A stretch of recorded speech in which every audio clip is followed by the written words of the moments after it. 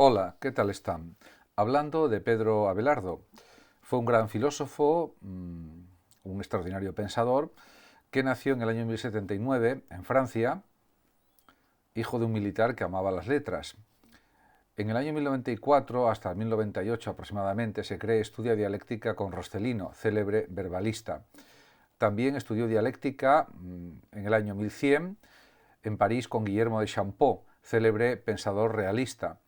En 1101 Abelardo abre su propia escuela filosófica en Melun, próxima a París, y enferma por trabajo excesivo. En 1107 acude por segunda vez a las clases de Guillermo de Champeaux. En 1111 su madre entra en una orden religiosa. Poco antes lo había hecho su padre. En 1113 estudia teología con Anselmo de Laon. En 1114 enseña Pedro Abelardo en la Escuela de Nuestra Señora de París, años de mayor gloria para Abelardo. En 1117 conoce a Eloísa, sobrina del canónigo Fulberto, nombra a Abelardo profesor particular de su sobrina y surge un apasionado romance. Ella tenía 17 años, Abelardo frisaba los 40. Realizaron un matrimonio secreto. En 1118 Eloísa da luz a Astrolabio. Se produce una reacción airada de Fulberto y Abelardo es sometido a una humillante castración. Sus castradores recibirán la misma suerte, además de arrancarle los ojos. En el año 1119 Abelardo entra en el monasterio de San Dionisio y Eloísa se hace monja. En 1121, Sínodo de Soissons condena este sínodo su libro sobre el tema de la Trinidad. En 1122 Abelardo reside en el monasterio de San Gildas y hay una serie de monjes sumamente rudos en este monasterio, etc. En 1123 conoce a Arnaldo de Brescia. Lo persigue, entre otros, Bernardo de Claraval, al propio Pedro Abelardo, incluso piensa en huir a la España musulmana, Pedro Abelardo. En 1134 huye del monasterio de San Gildas y los monjes habían intentado asesinarlo, por eso también huye. En el año 1136 su relación con Arnaldo de Brescia, crítico severo de los desmanes eclesiásticos, preocupa a San Bernardo especialmente. En 1139, famosa disputa en París entre Pedro Abelardo y San Bernardo. En 1140, Sínodo de Sens, San Bernardo moviliza a miembros del sínodo contra Pedro Abelardo, condenan varias doctrinas de Abelardo de manera un tanto irregular y queman también obras de Abelardo. En el año 1141 Abelardo se refugia en el monasterio de Cluny y el abad Pedro Venerable le acoge con afecto y lo defiende. Es un gran conciliador. En el año 1142 muere Pedro Abelardo en una abadía dependiente cercana a Cluny, el priorato de San Marcelo. Tenía 63 años. En el año 1164 muere Eloísa y fue enterrada por expreso deseo suyo en la tumba de su amado Pedro Abelardo. Hasta aquí la bibliografía, podríamos decir, y voy a comenzar el comentario de algunos fragmentos de las obras de Pedro Abelardo, precisamente comentando un párrafo de Abelardo que dice: es cierto evidentemente que mientras los hombres son niños y todavía no gozan del uso de la razón, siguen la fe y la costumbre de aquellas personas con las que viven y especialmente de aquellas a quienes más aman. Pero una vez adultos y capacitados para regirse por su propio arbitrio, deberían confiarse a su propio juicio y no al ajeno. Lo que entonces conviene no es tanto seguir la opinión de los demás como escrutar uno mismo la verdad. En efecto, es un planteamiento en cierta medida similar al que desarrolló también con el sapere aude el propio Kant muchos siglos después. Estamos hablando aproximadamente de 700, 600 y pico años después, aproximadamente, en el siglo XVIII. Realmente, aquí estamos hablando en el siglo XII. Efectivamente, valerse del propio juicio es algo característico de las personas ya que han superado, diríamos, la minoría de edad, que ya son mayores de edad y que tienen ya un uso de la razón adecuado. Cuando se es niño, pues realmente, efectivamente, los niños siguen las costumbres de su país, de sus padres, de las personas a las que más aman, como señala acertadamente Abelardo. A partir de ahora comentaré otros fragmentos también de Pedro Abelardo, de sus obras, y en esta selección de textos, por ejemplo, el propio Pedro Abelardo, en su Historia Calamitatum, Historia de mis calamidades, escrita hacia 1132, establece una especie de autobiografía, con lo que incluso también en otro texto pues habla el propio Abelardo de su dramática historia de amor. Realmente pues así lo expresa en esa carta y en ese fragmento habla de más cuestiones, pero yo voy a centrarme sobre todo en la defensa enérgica de la dialéctica, que este texto fue escrito hacia 1137, ya que es el resultado de redacciones sucesivas desde 1120 y es la obra lógica más importante de Pedro Abelardo.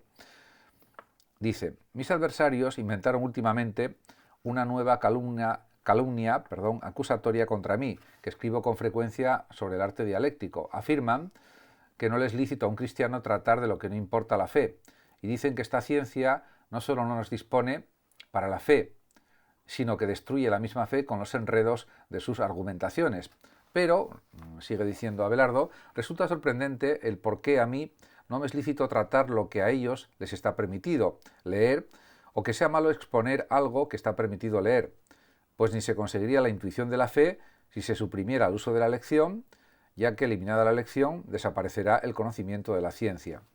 En definitiva, pues realmente aquí pues él señala la importancia de la investigación, la dialéctica, porque puede servir también para defender la fe de ciertas formas, y luego también pues la intuición de la fe también requiere pues un desarrollo dialéctico, un desarrollo argumentativo, buscando razones también para reafirmar el valor del cristianismo, el valor de la ética cristiana, podríamos decir también, por supuesto, el valor de la moral cristiana, también podríamos decir, y en definitiva las buenas conductas, las buenas costumbres que nos aporta el cristianismo, y en ese sentido eso se puede también reafirmar y defender con la filosofía, con las argumentaciones, etc. Por otra parte, también él en otra frase señala esto más claramente y dice: pero si conceden que el arte dialéctico milita contra la fe, están confesando que la fe sin duda alguna no es ciencia. Aquí ciencia es entendida como conocimiento verdadero, podríamos entender, y no tanto ciencia en un sentido riguroso aplicado, por ejemplo, a la matemática, a la química, a la física, a estas ciencias duras. En ese sentido, ciencia podría ser equivalente más bien a conocimiento. En ese sentido, pues él considera que la filosofía enseña a distinguir entre la verdad y la falsedad, y eso es algo que también se puede aplicar, por supuesto, al saber teológico, no solamente al saber filosófico o al saber de otras disciplinas o de otras materias. De hecho, él estudió también teología, se formó en teología, era teólogo y a la vez filósofo. Por tanto, esto también, claro, sirve también para defenderse de las herejías, de los cismas, etcétera, porque dice: ahora bien, esta doctrina es la dialéctica, de la que de tal modo depende el discernimiento de toda verdad o falsedad, que posee la primacía de toda filosofía, el papel conductor y la dirección de toda doctrina, la que también se muestra tan necesaria para la fe católica que nadie, sino el que se previene con ella, puede resistir a las razones sofísticas de los cismáticos. En definitiva, que la argumentación dialéctica sirve para defenderse de ataques al cristianismo, de sectas heréticas, en definitiva, de la heterodoxia, de otros planteamientos, de otras doctrinas que no están de acuerdo con el catolicismo y con la esencia del cristianismo. En ese sentido, diríamos que realmente la dialéctica sirve para apoyar las tesis cristianas también. Por otra parte, también en otro fragmento pues habla de la nueva teología escolástica y dice al respecto: empecé explicando en mis clases el fundamento mismo de nuestra fe con argumentos sacados de la razón humana. Aquí se observa claramente pues que la fe se puede apoyar en razones, en argumentos potentes que pueden relacionarse con el misterio de la fe, con el misterio de la religión, que es algo también evidente.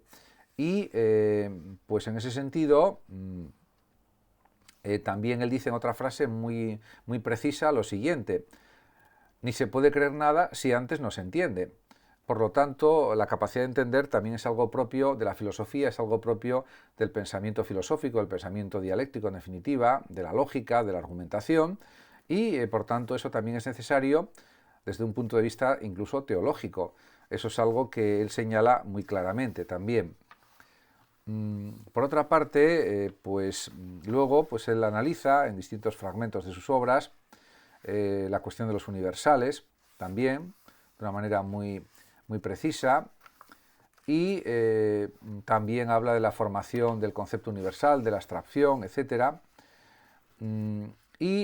Por ejemplo, hay un fragmento que está tomado del diálogo entre un filósofo, un judío y un cristiano, un libro escrito el año 1141, quizás la última obra del autor, y es una especie de testimonio intelectual elaborado en Cluny, y dice, por ejemplo, en relación con el cristiano: por cuanto yo veo, ahora nos dirigimos realmente hacia el fin y culminación de todas las disciplinas, aquello a lo que vosotros denomináis ética, es decir, a la ciencia de la moral, nosotros lo denominamos habitualmente divinidad. Nuestra denominación deriva de aquello que aspiramos a comprender, es decir, Dios. La vuestra, de los medios usados para llegar hasta Él, es decir, de las buenas acciones morales a las que llamáis virtudes. En definitiva, aquí hay un punto muy importante, que es que identifica la moral con la divinidad. Algo parecido a lo que posteriormente, bastantes siglos después, en el siglo XVIII y principios del XIX, Fichte también planteaba. Y también, en cierta medida, Kant también habla de que la base de la religión es la ética, es la moral, porque al final las conductas supersticiosas, los ritos supersticiosos no sirven para nada en religión, como decía Kant, aunque Kant podemos decir que era un pensador ateo o agnóstico fundamentalmente, pero consideraba que la religión era básicamente ética, moral, y también escribió un libro famoso, La religión dentro de los límites de la mera razón. Por lo tanto, diríamos que la esencia de la religión es algo propio de la ética, en definitiva, de los buenos comportamientos. Y en ese sentido, Pedro Abelardo está de acuerdo también con este tipo de planteamientos kantianos, incluso antes de que él conociera a Kant, porque vivió 600 años después que él, pero ya estaba diciendo cosas en parte similares a las que afirmaba Kant en la relación entre religión y filosofía. En relación con el filósofo, la contestación que da es la siguiente. Dice el filósofo: estoy de acuerdo en que lo que dices es evidente, y apruebo sin reservas vuestra nueva denominación, pues si consideráis más digno el punto de llegada que los medios para acceder a él, y la llegada misma más dichosa que el camino, vuestra denominación designa las cosas más excelsas, y por su propia etimología relacionada con adivinación resulta más directamente atractiva para el lector. De todas maneras, él insiste en que quiere que se delimite lo que es la verdadera ética, y dice: si pues te parece bien, me agradaría que delimites el contenido esencial de la verdadera ética, que es lo que tal disciplina nos puede hacer ver y de qué modo se cumple su fin una vez lo alcancemos. Y aquí hay una serie de contestaciones que van en relación con que el cristianismo también busca la bondad, busca el bien, busca el amor, busca la compasión, en definitiva los valores éticos, y en ese sentido eso sería lo fundamental. En relación, por ejemplo, con la cuestión de la ética, en relación con el valor moral y la intención, dice lo siguiente, Pedro Abelardo, o escribe lo siguiente: para resumir, en una breve conclusión, lo que antes se dijo, hemos examinado 4 cosas con el fin de distinguirlas cuidadosamente unas de otras. El vicio del alma, que nos inclina a pecar; luego el pecado mismo, que hemos hecho consistir en el consentimiento al mal o en el desprecio de Dios; después el deseo del mal y la realización del mal. Así como querer no es lo mismo que realizar lo querido, así pecar no es lo mismo que realizar el pecado. Lo uno, en efecto, debe entenderse como el consentimiento del alma por el cual pecamos, lo otro como el resultado de la acción, que se da cuando llevamos a cabo aquello en que antes hemos consentido.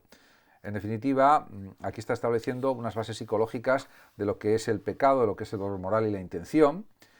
Una cosa son las buenas intenciones y otras son los hechos buenos o malos, las conductas buenas o malas, que habría que diferenciar. Y el alma aquí se entiende como el ánimo de la persona, la voluntad de la persona. Todavía se utiliza, claro, una terminología puramente metafísica, puramente escolástica. No en vano hay que recordar que Pedro Abelardo fue el fundador de la escolástica dialéctica, de la escolástica, en definitiva, con su tratado Sic et non, sí y no, en el que establece el método escolástico de plantear tesis y luego afirmaciones o refutaciones de esa tesis, en definitiva, un método que usó, por ejemplo, Tomás de Aquino posteriormente en sus clases en la Universidad de París y en otras universidades. Las disputas, las discusiones sobre una tesis, a favor y en contra, todo este tipo de planteamientos escolásticos tuvo su inicio precisamente en la obra de Pedro Abelardo, que ya he citado.